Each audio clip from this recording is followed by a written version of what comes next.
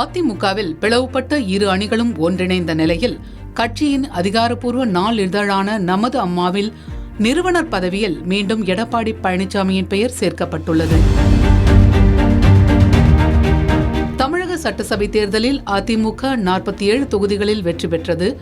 2021 தேர்தலில் ஆட்சியை இழந்திருந்த அதிமுக இந்த முறையும் தோல்வியை சந்தித்ததால் கட்சியில் பெரும் சலசலப்பு ஏற்பட்டது.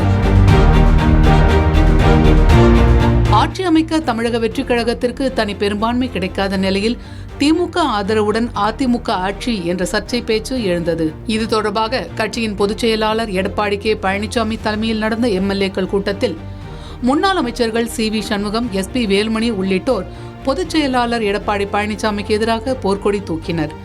இதனால் அந்த கட்சியில் பிளவு ஏற்பட்டது. தொடர்ந்து சட்டசபையில் நடந்த நம்பிக்கை தீர்மானத்தின் போது தாவேக அரசுக்கு எஸ்.பி. வேலுமணி, சி.வி. சண்முகம் உள்ளிட்ட 25 எம்எல்ஏக்கள் ஆதரவு அளித்தனர்.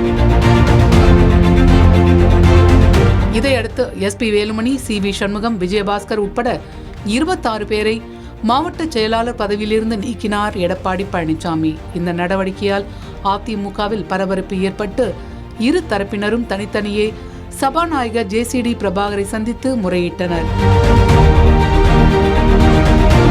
இந்நிலையில் அதிமுகவின் அதிகாரப்பூர்வ ஊடகங்களாக செயல்பட்டு வரும் நமது அம்மா நாளிதழ் மற்றும் நியூஸ் ஜே தொலைக்காட்சி ஆகியவை அக்கட்சியின் பொதுச் செயலாளர் எடப்பாடி பழனிசாமிக்கு எதிராக திடீரென செய்திகளை வெளியிடத் தொடங்கியது.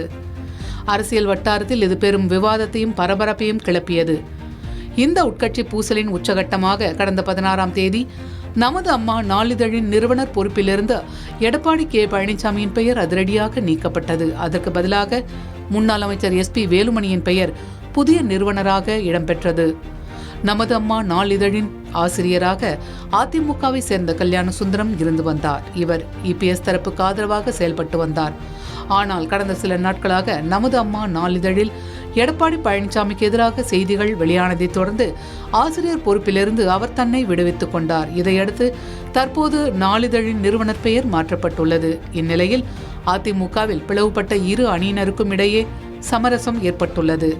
இரு தரப்பும் இணைந்த நிலையில் நமது அம்மா நாளிதழில் நிறுவனர் என்ற இடத்தில் எடப்பாடி கே பழனிசாமி, எஸ்.பி. வேலுமணி ஆகியோர் பெயர்கள் இடம்பெற்றுள்ளன.